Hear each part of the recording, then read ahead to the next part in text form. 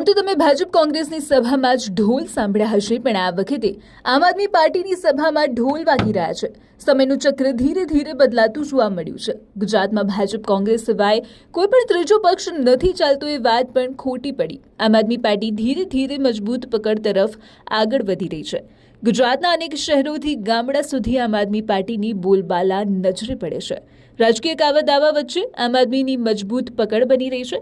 બંને પક્ષના વાયદા વચનથી કંટાળીને મતદારો કોઈક જાહેરમાં કંઈક ચોરી ચૂપકે આમ આદમી પાર્ટીને સપોર્ટ કરી રહ્યા છે। ત્યારે ધાનેરા તાલુકામાં પણ આમ આદમી પાર્ટી જિલ્લા પંચાયત, તાલુકા પંચાયત અને નગરપાલિકામાં ચૂંટણી લડવા માટે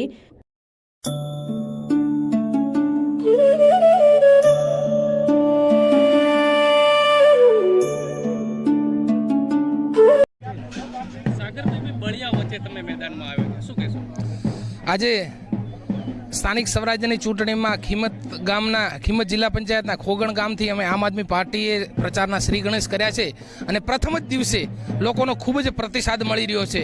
કારણ કે ભાજપ અને કોંગ્રેસથી અહીંયાની પ્રજા ખૂબ ત્રાસી ગઈ છે। કારણ કે એમને ચોક્કસ જ વ્યક્તિગત ઉમેદવારો જ હોય છે, ત્યાં કોઈ પણ યુવાનને ચાન્સ આપવામાં આવતો નથી અને યુવાનને આગળ આવે એ પ્રકારનો એમને કોઈ કાર્ય થતો નથી। એના સાથે સાથે સ્થાનિક મુદ્દા હોય કે જેવા કે આરોગ્યની બાબત હોય, શિક્ષણની બાબત હોય, પાણીની બાબત હોય, આ ખાલી વાતો જ કરે છે। અમે આમ કરી દઈશું, અમે તેમ કરી દઈશું, અમે હવે આ કરવાના, પણ એટલા સમયથી હતા ક્યાં? એટલા સમયથી તમે જતા રાજકારણમાં તમારે જ કામ કરવાનું હતું, તો હવે એને એ કામ કરી બતાવવું જોઈએ તમારે। હું તો એટલું જ આપના માધ્યમથી કહેવા માંગુ છું કે એમને એ કહેવું જોઈએ કે અમે આ કામ કરી બતાવ્યું આ વિસ્તાર માટે, અમે આ વિસ્તાર માટે આ કામ કરી બતાવ્યું। એટલે એ એમના જોડે કોઈ કાર્ય કર્યા નથી। એમને તો ફક્ત કોઈના ઘરો પણ પાડી દીધા છે, એની સાથે સાથે નડવાનું જ કામ કર્યું। એટલે એ એમના કર્મ બતાવે બધાને।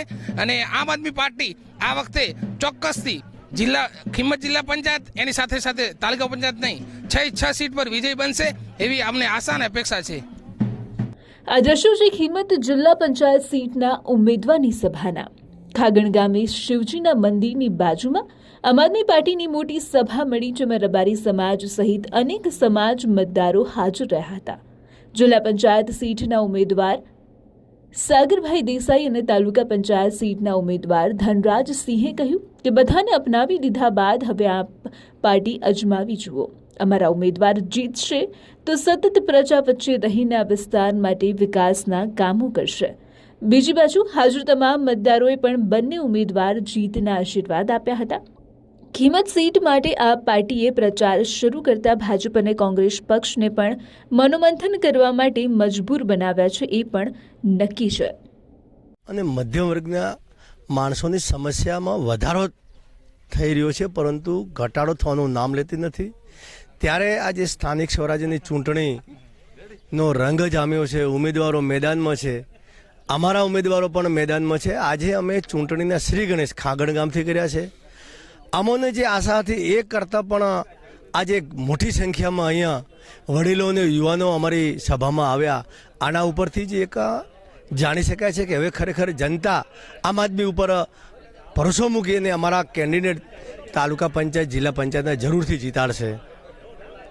હવે પ્રકાશભાઈ વાત કરીએ તો અમે આમ આદમી પાર્ટીના એ તાલુકા પંચાયત અને જિલ્લા પંચાયતમાં શિક્ષિત યુવા ઉમેદવારો મૂક્યા છે। લોકોની જેવી માગ હતી એવા ઉમેદવારો મૂક્યા છે। આવનારા સમયમાં અમારા જેટલા ઉમેદવારો લડી રહ્યા છે એનામાંથી મોટી સંખ્યામાં જીતવાના છે। તાલુકા પંચાયત અને જિલ્લા પંચાયતમાં અમારા ઉમેદવારો જે લોકો જે મૂળ તો પાયાની સુવિધાઓ બાકી છે એ પાયાની સુવિધા જેવી રોડ હોય, ગટર હોય, પાણીની વ્યવસ્થા હોય, મધ્યાહન ભોજન હોય, એવા અનેક પ્રશ્નો હોય એનામાં એ લોકોની સાથે રહી લોકોનું કામ કરશે અને એના પ્રશ્નનું સોલ્યુશન લાવશે। ઉમેદવારો છે કે જે અમને સારા પસંદીદા ઉમેદવારો કહી શકાય અમારા માટે, કે અમે એક યુવા જોશ તરીકે કે સારું પ્રતિનિધિત્વ કરી શકે એ કારણસર અમે ગામ લોકોએ બધા એક સારો એવો નિર્ણય કર્યો છે કે ભાઈ અમે એક યુવા ઉમેદવારને પસંદ કરીશું આ વખતે, કે જેઓ અમારી તકલીફ અથવા અમારી જે કંઈક મુસીબત હોય એ જાણે અને એનો અમને સારો એવો ઉકેલ આપી શકે। બીજી વાત કરવામાં તો ભાજપ અને કોંગ્રેસમાં પણ ધુરંધરો મેદાનમાં છે, આ બધાની વચ્ચે સાગરભાઈ કેટલા મજબૂત રહેશે? આ બધાની રીતે જોતા કે ભાઈ સાગરભાઈ એક જે યુવાન ઉમેદવાર છે એક શિક્ષિત વર્ગમાંથી આવે છે, શિક્ષિત ઉમેદવાર છે, તો જે કારણોસર એમનો સારો પ્લસ પોઈન્ટ રહી શકે છે। તાલુકા પંચાયત સીટ 2 ઉમેદવારી નોંધાવી છે। આમ આદમી પાર્ટી તરફથી મને મેન્ડેટ મળેલું છે। પાર્ટી જે મારા ઉપર ભરોસો મૂક્યો એ બદલ આમ આદમી પાર્ટીના મોવડી મંડળનો ધન્યવાદ માનું અને